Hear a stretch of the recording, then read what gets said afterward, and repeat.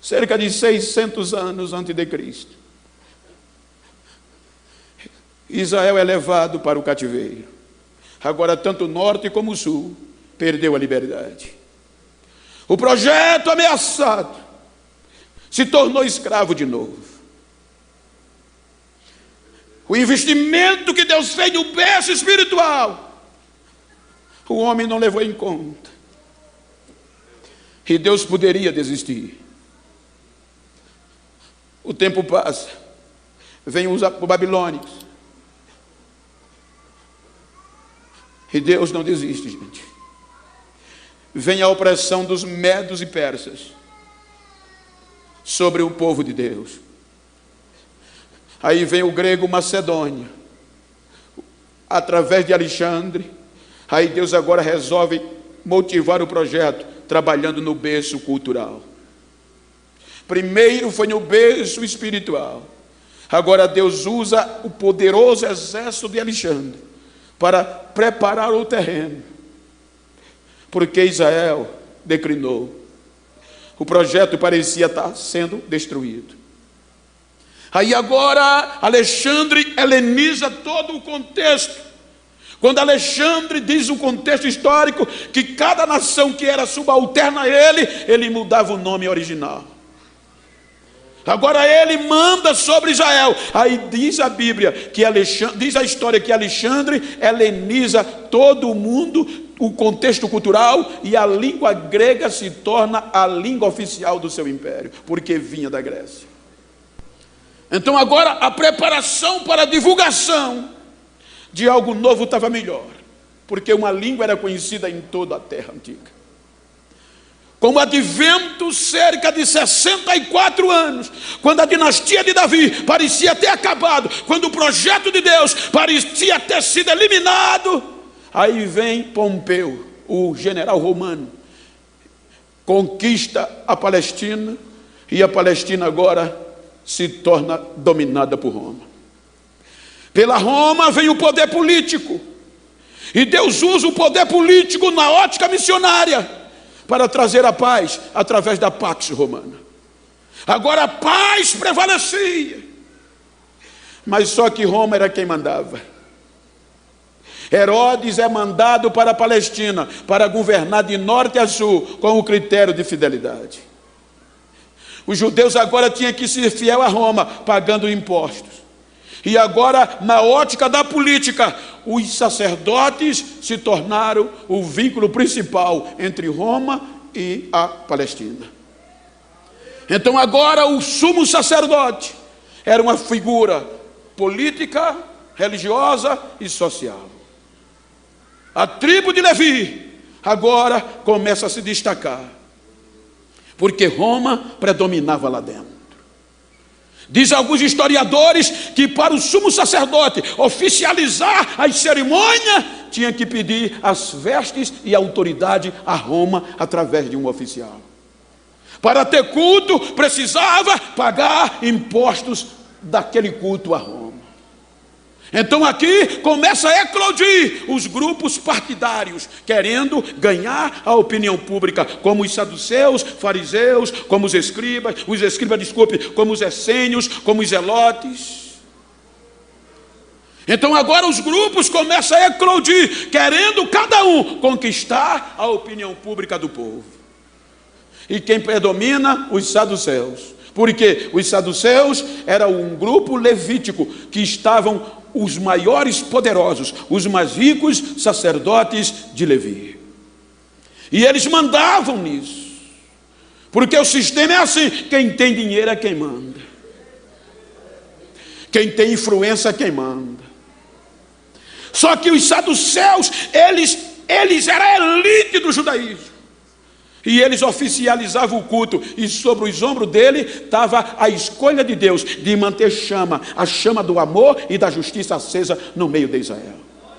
Mas a corrupção chegou, e eles começaram a cometer injustiça.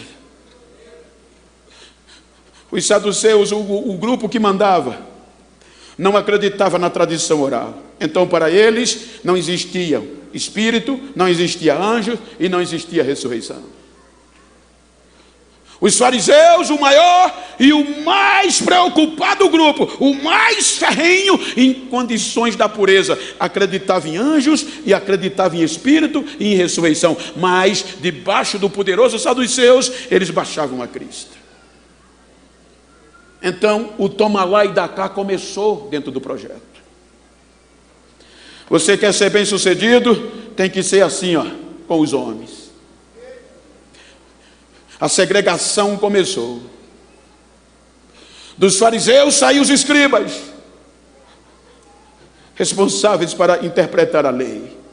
E agora eles começam a interpretar a lei, não com base no amor e na justiça, mas para favorecer os grupos de cima. E o amor e a visão do projeto começou sendo distorcida. Os levitas, para não morrer de fome, tinha que tomar conta da porta, tinha que oferecer água, tinha que cuidar da roupa da alta cúpula.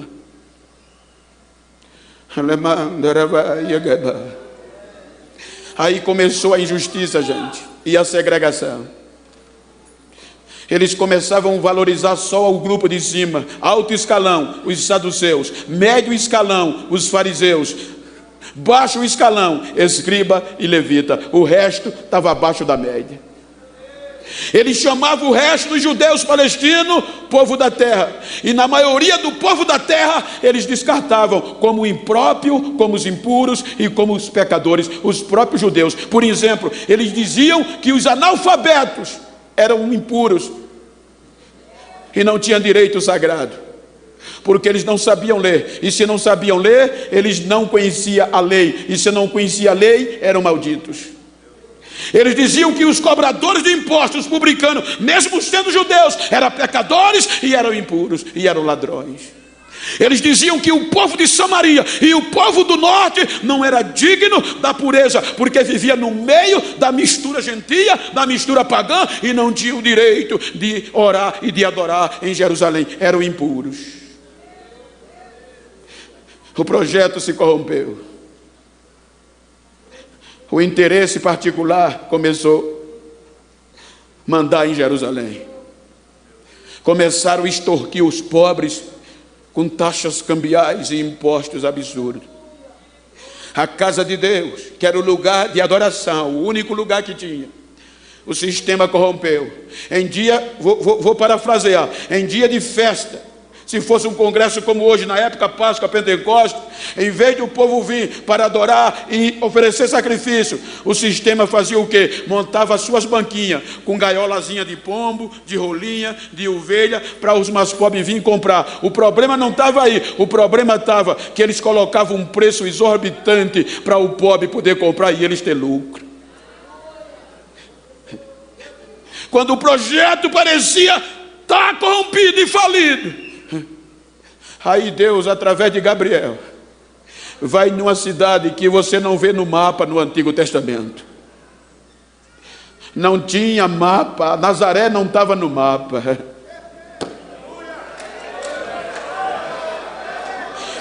Diga para quem está ao seu lado: Deus não precisa de mapa para achar um missionário. Deus não tem GPS, ele vai lá, ele conhece, tudo é dele, a terra dele, ele escolhe quem quer.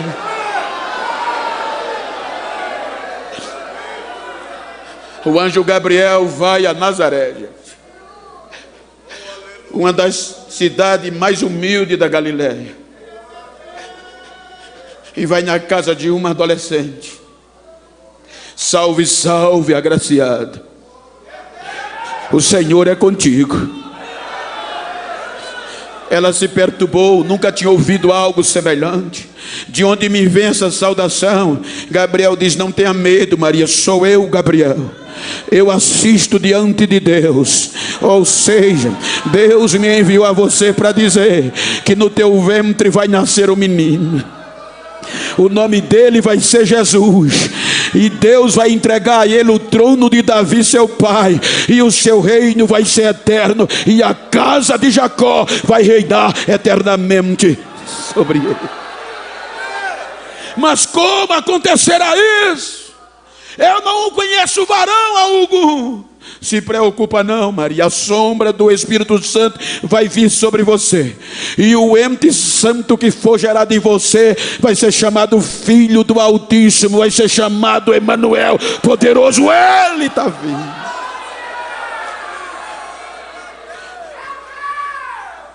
Missão não é feito, gente, de glamour. Missão não é feito de fama. São desafios.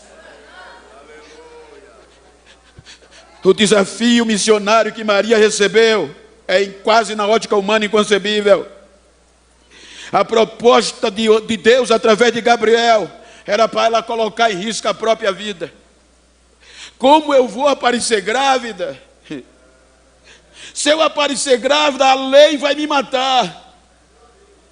Porque a lei diz, se eu é adultério, vou morrer apedrejada. Segundo, tem o opróbrio da minha família. Eu estou noiva, vou perder o meu noivado. Se preocupa não, Maria. Tu não tem uma prima chamada Isabel nas montanhas da Judéia? Tenho. Ela não é estéril, está grávida com 6 meses já. Mas como? Maria, para Deus nada é impossível, só você acreditar. Então eis aqui a serva do Senhor, seja feito segundo a tua palavra. Ela investiu a própria vida no projeto, gente.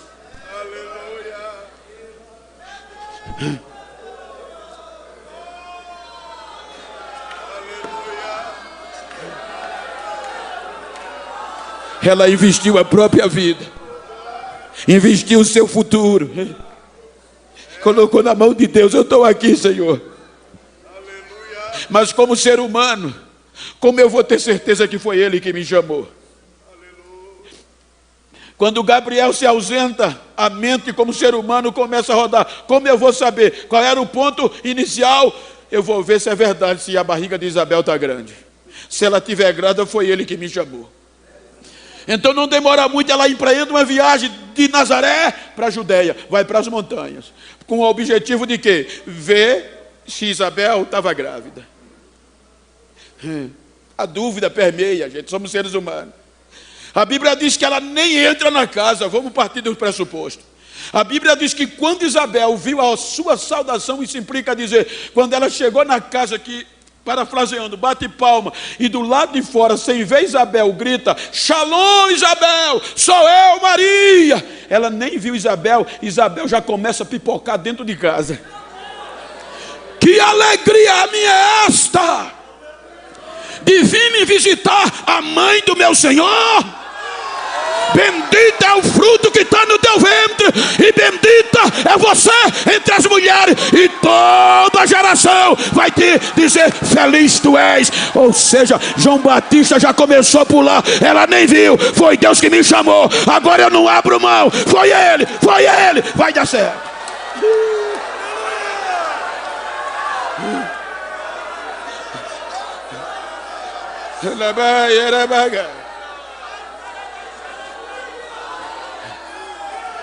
O tempo não mata o projeto. Jesus nasce. No seu nascimento, Herodes já o tem como ameaça e quer abafá-lo. Mata todas as crianças de 2 anos para baixo. O anjo vai lá e diz, José, pega a mulher e o menino e vai para o Egito. Há estudiosos que dizem que o Egito vai ser recompensado por isso. José vai para o Egito, leva Jesus e Maria. Herodes faz uma chacina total, carnificina em Jerusalém. Mas Deus preservou o projeto. Herodes morre, o anjo vai lá e diz, José, pega o menino e Maria pode voltar, que Herodes já é morto. Diga para quem está ao seu lado, eu estou com dó de quem se levanta contra esse projeto.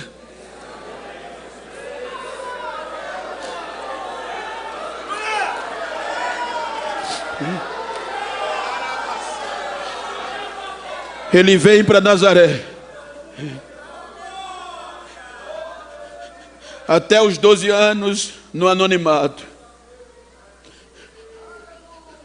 Quando ele completa 12 anos, que é a transição para a maior idade na cultura judaica, ele vem para a festa da Páscoa. No vai e vem, os pais se esquecem dele.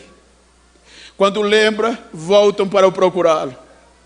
E quando o encontra, ele está no lugar certo, na hora certa, no momento certo de eclodir.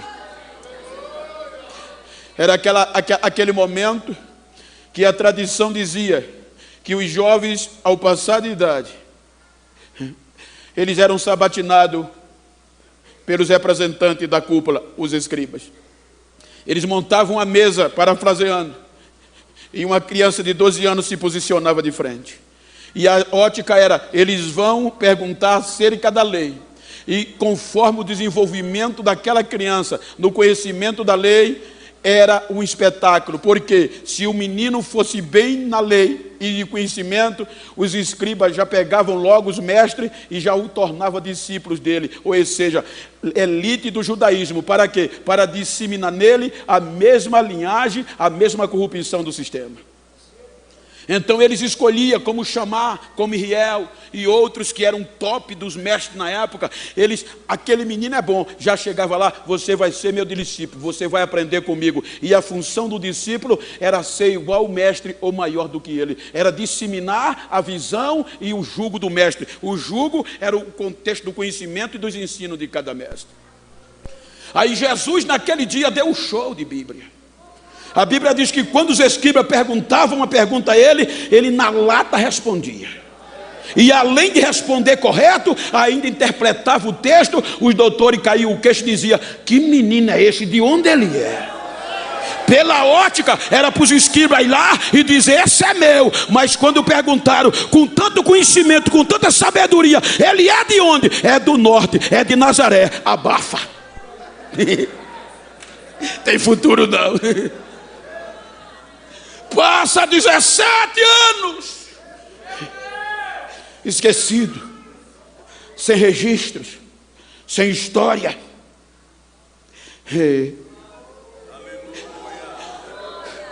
O projeto morreu, o projeto sumiu. Com 29 anos, 17 anos depois do esquecimento,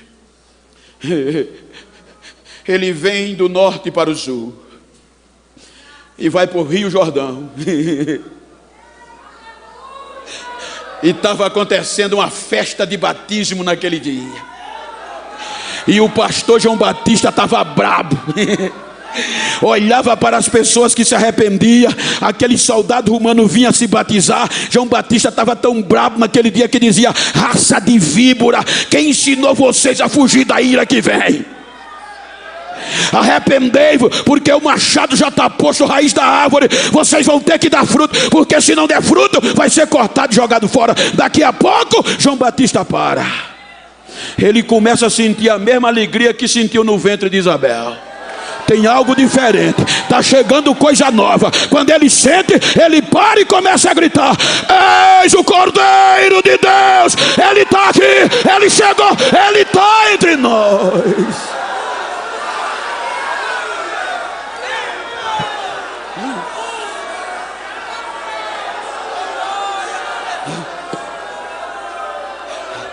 Ele vem, é batizado, resiste à tentação, em síntese. Resiste à tentação e volta para o norte, vai para Nazaré, a região da Galileia. Agora cheio do Espírito Santo. E a cúpula do sistema não acreditava em Espírito. Falar de anjos era afrontar o alto clero. Falar de vida após a morte era bater de frente com o sistema. Aí agora ele começa a formar um grupo de missionários.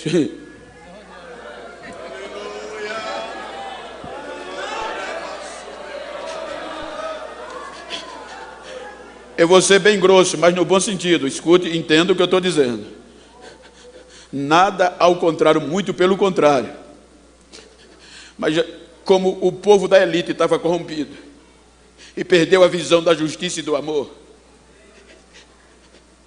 Se você tivesse anel, você via. Se você tivesse diploma, era o cara. Se você tivesse jogo de político, já era contratado. Para aprender a ser corrupto também. Aí agora Jesus vai escolher um grupo.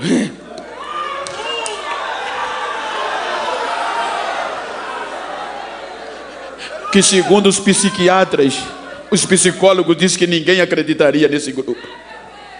Só que Joséfo diz que esse grupo que Jesus escolheu, na sua maioria, eram da Galileia. Só um que não era. Eles eram experimentados no trabalho. O sol quente, a chuva, o frio e o calor não desanimava eles. Eles eram acostumados com a braveza do mar, com calo na mão. Eram trabalhadores. Joséfo diz laboriosos. Joséfo diz que eles tinham outro fator predominante: patriotismo. Ou seja, eles brigavam pelo terreno que acreditava. Eles defendiam a pátria que vivia, dava vida por ela. O Talmud diz que estes tinham algo que Jesus precisava. O que? Honra. Eles valorizavam mais a honra do que o dinheiro. Ou seja, eles não se vendiam, ninguém comprava eles. Aí agora Jesus vai para a beira do mar e encontra um grupo de semi-analfabeto. Larga a rede. A partir de hoje vocês vão ser pescadores de homens. Venham comigo. Vai para a coletoria de impostos, aonde tinha um homem, no meio de muitos. Jesus vê um homem que era chamado de ladrão, de pecador, de impuro, chamado Levi. Deixa tudo isso aí, vem e segue. Ele larga tudo, gente, e vai seguir Jesus. Agora Jesus firma com 12 missionários para ensiná-los a divulgar o seu ensino. O Evangelho de Cristo é o conjunto de ensinamento de Cristo. Só que para pregar e estar ao lado de Jesus, tinha que ter coragem, porque era bater de frente com o sistema. Porque o ensino de Jesus era baseado na justiça e no amor. A palavra de Jesus tinha prioridade. Não tinha aquele negócio que tem muito hoje. Era a palavra que falava, gente. Era a palavra que dizia. Hoje nas nossas reuniões mais centrais, o que vale é: o parágrafo tal diz isso, o inciso tal fala isso, o artigo tal diz isso, e a palavra o que é que diz?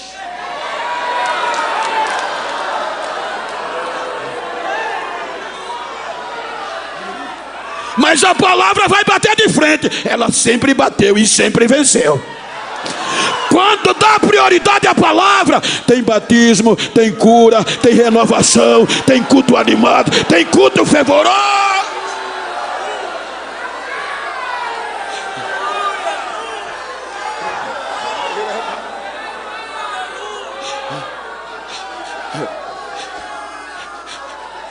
Agora Jesus começa a ensiná-los.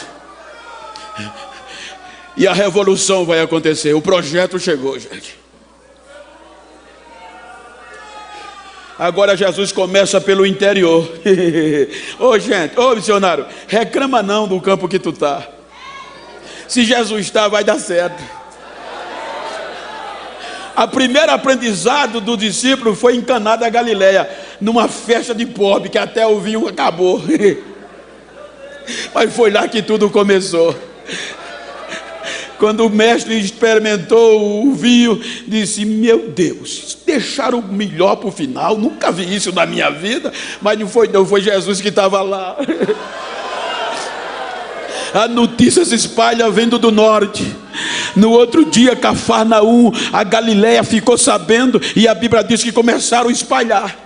Aí daqui a pouco a notícia chega no sul. Tem um tal de Jesus de Nazaré que está pregando uma nova doutrina, está acreditando em anjo, em espírito, está acreditando e pregando que há uma vida depois da morte, tem arrebatamento, tem céu, tem esperança para quem não tem. E o que está acontecendo? A palavra dele está impactando toda a Galileia, e ele está vindo para o sul, ele está chegando aí. Mas o que ele está pregando? Ele está pregando amor, está pregando justiça, está acreditando e trazendo esperança para todos que a gente prega que não tem. Mas o que é que está acontecendo? Aonde ele está passando, o cego está voltando a enxergar, o mudo está cantando louvor de novo, o surdo está ouvindo, o morto está sendo ressuscitado e a multidão está seguindo ele. O evangelho dele está fazendo a diferença. Aí Jesus vai para o sul. Quando chega no sul, em síntese, sucinto, para não ultrapassar o limite, primeira coisa que ele chega no sul, que vai no templo, a corrupção permeava. Gaiola com pombo. Quanto é o pombo? É R$1. Os cabas vendiam por 10. Na casa de Deus. Quanto é essa camisa do Congresso? Custou 10, estou vendendo por 60.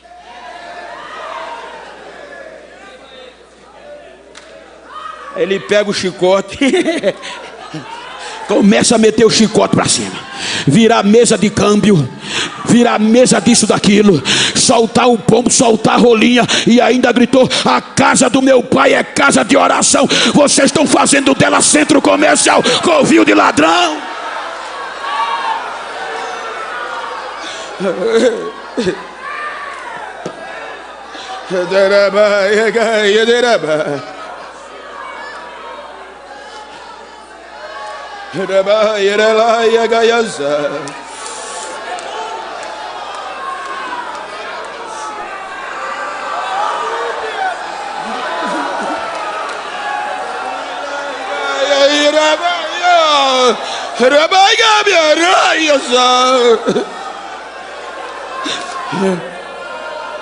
A justiça e o amor chegou. O sistema tentava denegri-lo, mas não conseguia. Espalharam que era vergonhoso seguir esse Jesus de Nazaré, mas não venceram.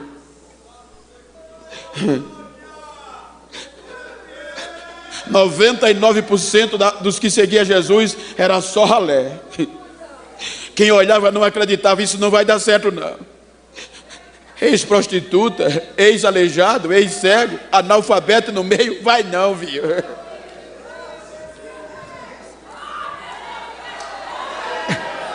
Quem tinha um pouquinho de privilégio, dinheiro e posição política, tinha vergonha quando aceitava, mesmo acreditando, mas só ia procurar ele de noite, com vergonha de ser visto de dia. Ele dizia: mas se vocês tiverem vergonha de mim, eu também vou me vergonhar de vocês naquele dia. Se vocês querem me seguir, vão renunciar a vocês mesmos. Pegue a cruz de vocês, venham e siga-me. Capítulo 23 de Mateus. Em síntese, veja que ele lamenta, gente. O capítulo 23 de Mateus é um lamento final. Ele diz: ó Jerusalém, Jerusalém, tu que matas os profetas e apedreja os que são enviados a ti. Quantas vezes eu quis te juntar debaixo das minhas asas, como a galinha junta os seus pintinhos, e você não quis. Ele chorou. O capítulo 24, os discípulos são impactados pela obra arquitetônica que Herodes, para ganhar os votos e o privilégio, fez em Jerusalém, a reforma do templo. Os discípulos disseram: Senhor, que maravilha, não vai ficar aqui pedra sobre pedra que não seja derribada. O capítulo 24, ele fala das dores dos últimos dias. O capítulo 25, ele fala em Jerusalém, ele ensina acerca da advertência da vigilância, da sua vinda, da reserva das 10 virgens, da grande tribulação. Quando chega no capítulo 26, o primeiro versículo diz: e depois que Jesus deu esses ensinos, houve uma reunião. Aonde? Na casa do sumo sacerdote. E quem foi convidado? Os fariseus e os anciões, só a cúpula. E o texto diz que naquela reunião resolveram de forma dolosa, intencional, criminal, matar Jesus. secretamente. Porque se mata ele, acaba. Se mata ele, o projeto acabou. Gente, a partir daqui, sintetizando, você vê que se formou um centrão. Eu posso estar no lugar impróprio para falar, mas é a realidade. Quando o sistema quer, gente. A Bíblia diz que os saduceus esqueceram as diferenças com os fariseus e se uniram. Com o objetivo de quê? Matá-lo. Vamos fazer tudo certinho. Não podemos prender ele no meio do povo, por conta dos escândalos. Então fizeram tudo bonitinho. Morre aqui. A Bíblia diz que a primeira coisa de ilegalidade, prenderam ele à noite, e à noite já julgaram. E a lei judaica e a lei romana proibia qualquer um dos judeus subalterno a Roma a ser julgado durante a noite. A obrigação do judiciário era julgar durante o dia, e se ele fosse condenado, tinha direito à defesa. Mas o sistema arquitetou tudo certinho, de noite, nem sem direito à defesa. Quando amanhece o dia, o julgamento já estava sentenciado. 2 testemunhas falsas. O negócio foi rolando e levam para Pilatos. Veja que Pilatos tentou de todas as formas, mas contra o sistema não dá para vencer. Pilatos sanciona dizendo: vou lavar as minhas mãos. E a Bíblia diz que os principais sacerdotes motivavam o povo para o povo gritar: crucifica-o. A lei judaica não aceitava a morte de cruz. Pela condenação de Jesus, o máximo era chicotada, mas o sistema levou a cruz para quê? Para matar o projeto e ninguém vir depois dele. Foi tudo bem arquitetado. Levaram para o quartel-general para dilacerar. Eu achei lindo quando um médico florense,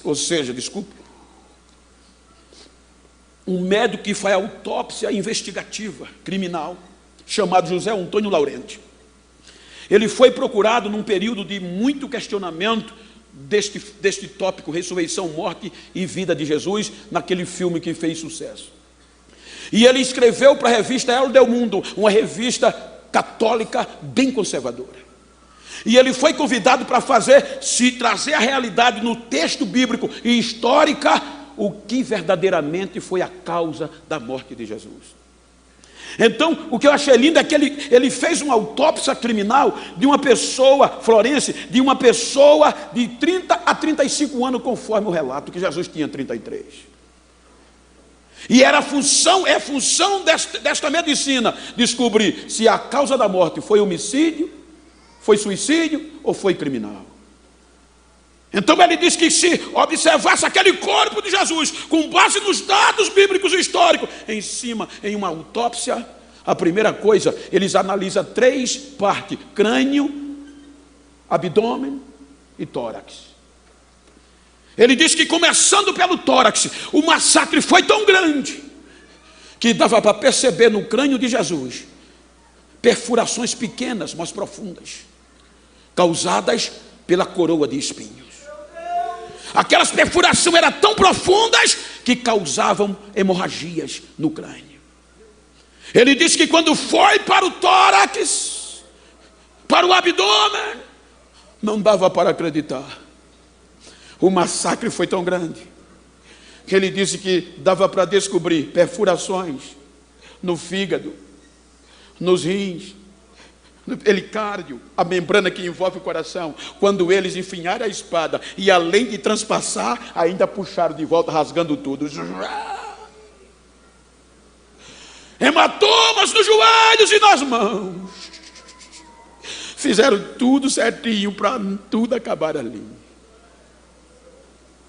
As últimas 8 horas foi crucial para o projeto, gente.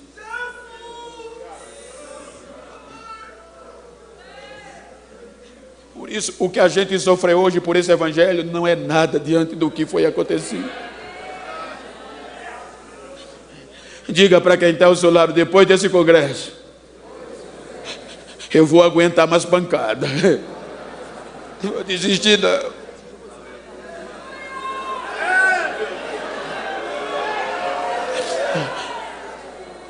Sangue e água. Nona hora, diz Mateus, 3 horas da tarde, o sistema se anima, porque 3 horas da tarde, a notícia chega no sistema: acabou de falecer. Mas como? Foram quebrar os ossos e ele já está morto, nem precisou quebrar os ossos. Ele já faleceu. Aí vem as últimas 3 horas. Segundo a história, era sexta. Sábado era o dia sem trabalho. Então, qualquer corpo que fosse pendurado tinha que ser tirado antes das 6, ou até às 6. Porque depois não podia por causa do sábado. Por isso que ele quebrava as pernas, para se não tivesse morrido, morrer. Quebrava os ossos. Agora, quando dá a 10ª hora, 9, 3, 14 horas da tarde, a notícia chega do sistema: ainda está pendurado. Ninguém veio buscar ele, não? Não. Ah, que bom. Porque a ótica histórica diz que se até 6 horas não aparecesse ninguém para tirar o corpo ia ser jogado na vala comum como indigente. E quando um corpo era jogado na vala comum, acabava a história. Morria ali, nem genealogia podia contar. 4 horas da tarde, ainda está lá? Está, 10ª hora. 10ª hora, 5 horas da tarde, o corpo ainda está pendurado? Tá, não apareceu ninguém, acabou a história. No cair da tarde, do 10ª hora, de 5 às 6, a última hora. Só falta 1 hora, está lá, ainda está. Só falta 1. No cair da tarde, aparece alguém. E diga para quem está ao seu lado: projeto missionário, gente. Diga: projeto de missões. Se é de Deus, não vai para a vala não, gente. Eu vou profetizar agora. Se você é um projeto de Deus, pode massacrar, pode pisar, pode arrancar o coração, mas para a vala não vai. Não vai não. Não vai para a vala.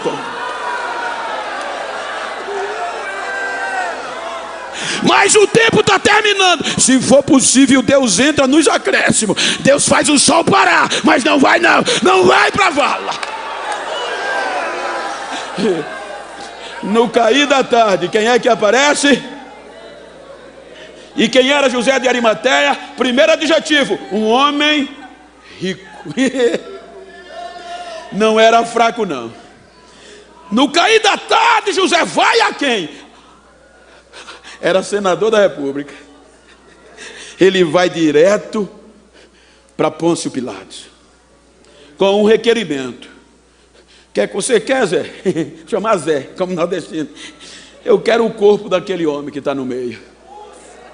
Gente, isso aqui é uma lição tão grande para a gente. Não tinha um discípulo. O projeto é demais, gente. Às vezes a gente reclama, a gente não investe. Esse homem investiu num cadáver, gente. Para todo mundo, até para o texto, era um cadáver. Mas José viu algo diferente. Eu vou investir. Vou jogar minha semente aqui. E só quem podia tirar era com a ordem do governador. Aí a Bíblia diz que Pilatos sanciona e manda uma ordem que entregasse o corpo de Jesus a José. Antes das 6 horas, ele estava descendo da cruz. Ele envolve num pano de linho. Tinha comprado um túmulo novo na rocha, joga o corpo de Jesus lá dentro. Aí a Bíblia diz: ele removeu empurrou uma pedra grande e colocou na porta do túmulo. Veio a noite. No outro dia o sistema desesperado. E aí? Foi para a vala não. Mas o quê? Apareceu José, e não é fraco não, e tirou o corpo dele.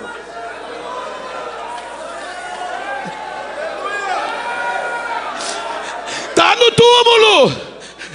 Mas a pedra está só encostada, pode acontecer roubo. Pode continuar a leitura do texto em apreço? Que o texto diz: no outro dia, depois do dia da preparação, os principais sacerdotes e os fariseus foram na casa de Pôncio Pilatos e disseram a ele: já que o corpo não está mais, vamos proteger. Pilatos, a gente lembrou que aquele mentiroso disse que ia ressuscitar no terceiro dia, está escrito. Então dá ordem para a gente guardar o sepulcro até o terceiro dia. Aí Pilatos diz: a escolta está aí, faça o que vocês quiserem. Segundo historiadores, uma escolta, dependente de ser judaica ou romana ou do templo, era composta de 10 a 30 soldados. Aí o texto diz que eles pegaram os soldados, foram até o sepulcro. Já como o primeiro dia foi dolorido, o segundo dia foi pior. Eles pegaram o lacre com o anel do procurador. Pá! Além de deixar os soldados, lacraram a pedra que José só deixou encostada. E esse lacre violar, irmã Diana, era a mesma coisa de cometer um crime gravíssimo. Ninguém de sã juízo podia se aproximar daquele lacre que era representativo de Roma. O lacre foi posto, acabou. Os soldados, imagina para os discípulos, a notícia foi tão catastrófica que um hino diz que nem um pássaro cantava e nenhuma voz se ouvia. E foi nisso, eu já disse e volto a dizer, foi nisso que o carnaval desse ano em São Paulo se baseou e pegou fama. Quando uma das mais principais escolas de São Paulo trouxe esse tema para o Sambódromo. E eles começaram a divulgar no palco do Sambódromo a morte e Jesus e o diabo, o inferno. E quando eles terminaram a apresentação, não fizeram como a gente: Jesus levanta e a morte. Não, na apresentação dessa escola de samba, Jesus terminou a apresentação com a cara no chão e a morte e o inferno pulando, rodeando e dando louvores perto dele. Quando eles terminaram, a primeira coisa foi a televisão em cima, parabenizando em rede nacional, em rede mundial, parabenizando. Que apresentação linda, vocês estão no auge do sucesso. O rapaz, o organizador, bateu no peito, cheio de orgulho, disse: alcançamos o objetivo. E a notícia começou a vazar, era por todo lugar, onde você jogava, visse o que? Jesus está morto. Ô missionário, olha para quem está ao teu lado, diga para ele: é fake news.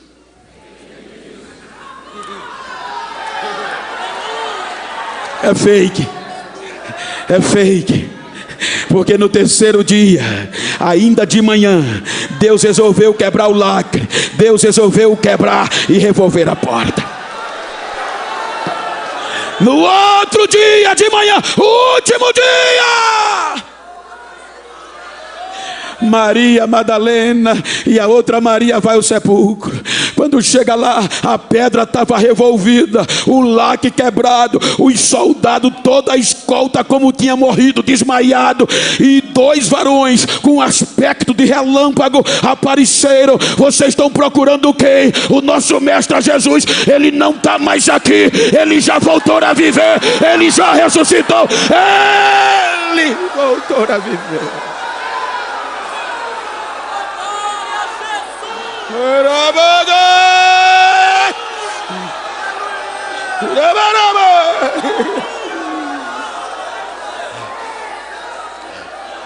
Me ajuda aí. Olha para quem está ao teu lado e diz: ainda vai desistir? A notícia se espalha, gente. E eu quero dizer o que eu já falei, e se eu pudesse falava toda hora. O que é missões? Jesus ressuscita, e a notícia do seu grupo missionário era as piores possíveis. Pedro desistiu, Senhor. Os discípulos de Emaús, Senhor, estão revoltados. decepcionado. Disseram que não vão mais se envolver com missões. Tem futuro não. Jesus ressuscitado. A primeira coisa que ele diz às mulheres: diga a meus irmãos que eu não desisti deles. Eu vou atrás dele na Galiléia. Eu vou atrás deles.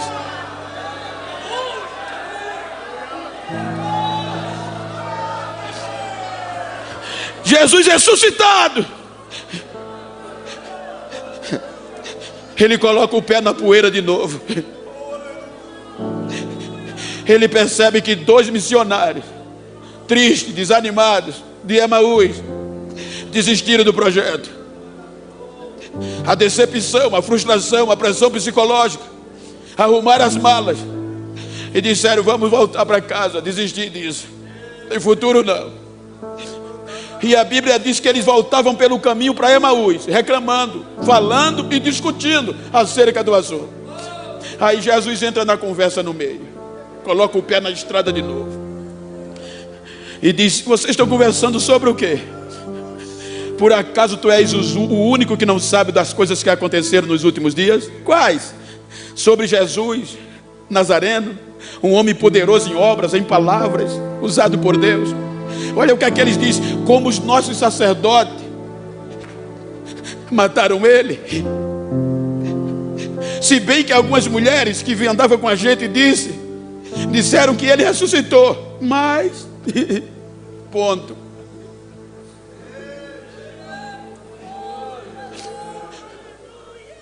Jesus disse: como vocês são difíceis para acreditar em tudo que ouviram. Será que não era necessário que o Cristo padecesse para entrar na sua glória? E vai pregando dos Moisés, passa pelos profetas, o que a lei dizia dele. Quando ele terminando a pregação, a Bíblia diz que aí vão chegando em Emaús. Os discípulos entram para a aldeia e ele faz como quem ia passar direto. Como os discípulos aprenderam o amor, começaram a dizer: é tarde, moço, é perigoso essa hora andar por aqui. O amor, gente. Fica com a gente essa noite, tem um cantinho para você dormir. Talvez amanhã o senhor continue a viagem. Constrangeram ele e ele entrou na aldeia. Sentou na mesa. Trouxeram um pão.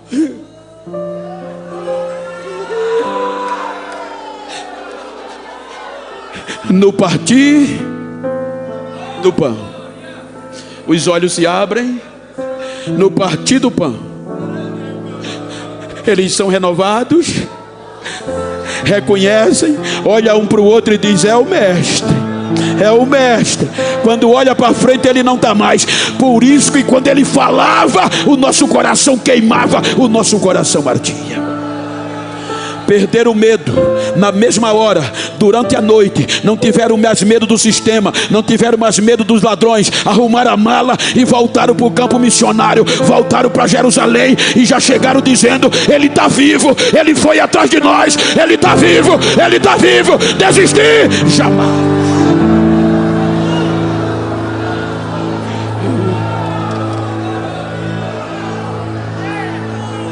Vai atrás de Pedro. Quem de nós faria isso? Qual de nós teria coragem de espraguejar contra um pastor presidente? Abandonar o ministério, rasgar a carteirinha. E no outro dia, como o pastor presidente que ia atrás de nós.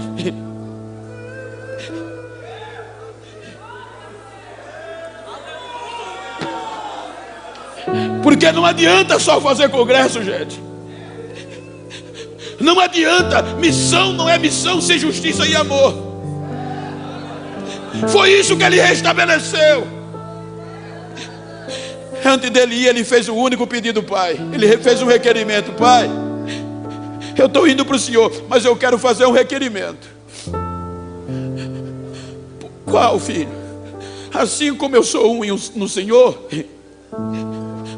que eles sejam um em nós. E ele justifica: para quê? Para que o mundo acredite que o Senhor me enviou. Então diga para quem está ao seu lado: missão só é missão se você gostar de mim, se você me amar mesmo com os meus defeitos.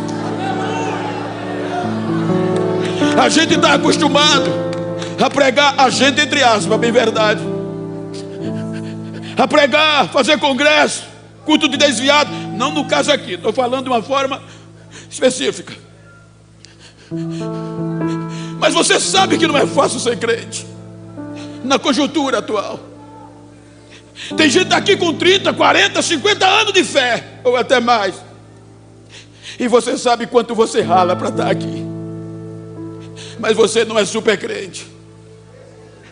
E tem hora que você falha, é ferido, e a primeira coisa que a gente costuma fazer é deixar para trás.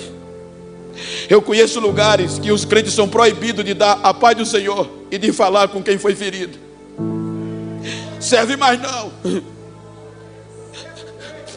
Não foi isso que Jesus fez. Os discípulos de Emaús estão revoltados, desistiram, estão dizendo que perderam a fé. Pedro espraguejou, o Senhor ouviu, não sobrou um. Tomé desviou, não é mais crente não. Ele vai atrás de um por um.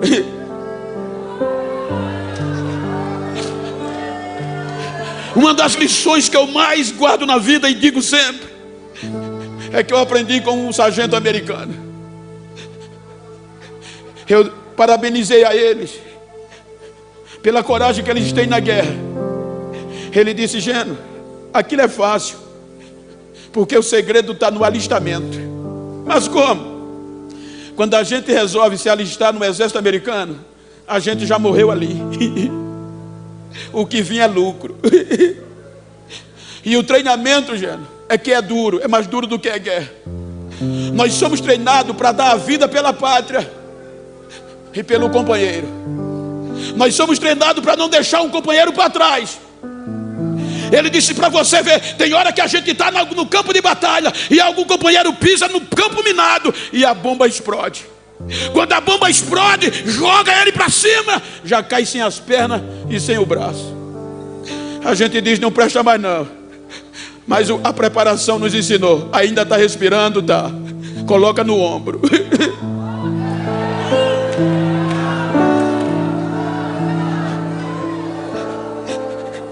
Ele se abaixa, pega os feridos e coloca no ombro e traz para o acampamento. Diga para quem está ao seu lado: não quero nem saber como você chegou nesse congresso. Diga: só tenho uma coisa para te dizer: se depender de mim, você não vai ficar para trás.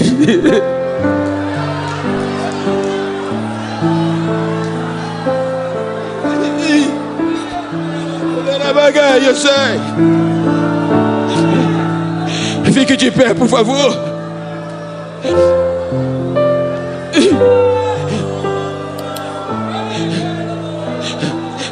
O projeto está vivo. Ide por todo mundo e pregai a minha palavra, acreditando em quem ninguém acreditava. Preguem.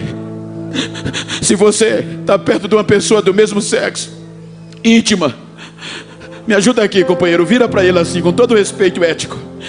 Está perto de uma irmã, está perto de um irmão, está perto de uma pessoa íntima, vira para ele assim. Eu gosto de terminar assim as ministrações.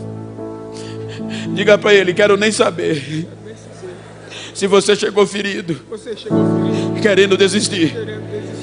Quero saber como você vai sair. Diga: vou sair renovado, vou sair sarado, acreditando que eu não vou para a vala. Ninguém vai me jogar na vala, que eu faço parte do mesmo projeto. Diga para ele: me faz um favor, depois desse congresso, se alguém imaginou que eu estava esquecido, quebrou a cara, porque se depender de mim, você não vai ficar para trás. Vai não, abraça ele, dá o teu ombro a ele, renova ele.